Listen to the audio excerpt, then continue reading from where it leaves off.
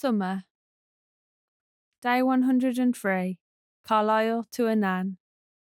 Route: Carlisle, Rockcliffe, Gretna, Eastriggs, Annan.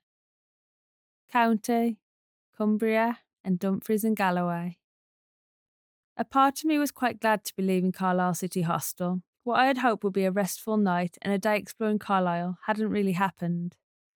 I just hadn't slept well the night before last, and sharing a room with other people, especially if they snore, wasn't the most pleasant experience.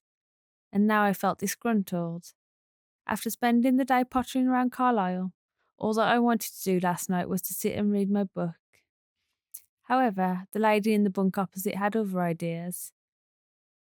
She came in from work and started chatting, and if she wasn't chatting to me, then she was talking on her phone.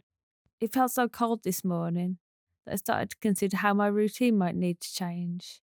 As daylight hours start to get shorter and temperatures start to drop, perhaps the mornings won't be warm enough and light enough to sit and write anymore, and it might be easier to start walking earlier in the day and write at the end of the day.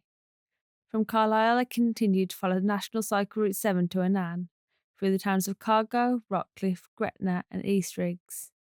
When I left Carlisle, I briefly followed the River Eden and crossed the River Esk and River Sark.